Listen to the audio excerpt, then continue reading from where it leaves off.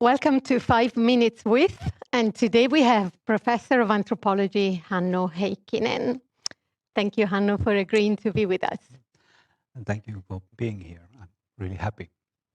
So let's start by talking about your research. Can you tell us maybe how you got interested in your current research and how it's developed? I think that the critical moment was when we had our first real field course when I was having basic education in cultural anthropology, and we had that in Lokka village in Lapland. And Lokka village is based on nature-based and nature-bound livelihoods, fishing, reindeer herding, small-scale forestry, and so on. And so how people still live a life that is really connected to natural resources and the seasons and seasonality of environment and so on. And I think that was the moment when I decided that cultural anthropology and especially environmental anthropology is my field. And how did it develop, or has it developed since then? For example, then that was a time, it was something like 95, 98.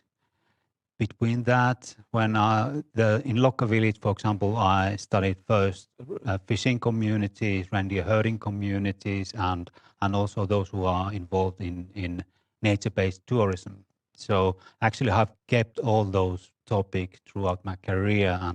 And what is interesting in Lokka village is that it is on the shore of reservoir. So village cut in two halves.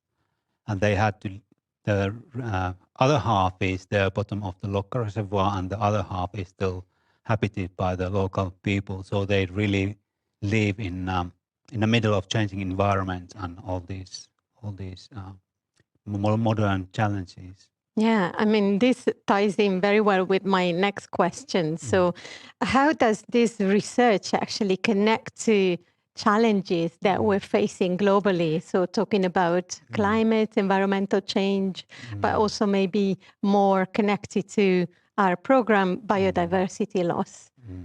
So, of course, like reindeer herding, sheep farming, fishing are based on renewable resources. So what would happen to this kind of traditional way to utilize natural resources is in the middle of all these questions. And also hydropower is one of the solutions for our energy crisis. But then we have we can see the other side of the coin, that some people have to pay the price. They have to live. They will lose their traditional lands and forests under the reservoirs or hydropower systems or for example, bioeconomy in our forests. If, for example, bioenergy is developed, so it will have impact on forestry measures, for example.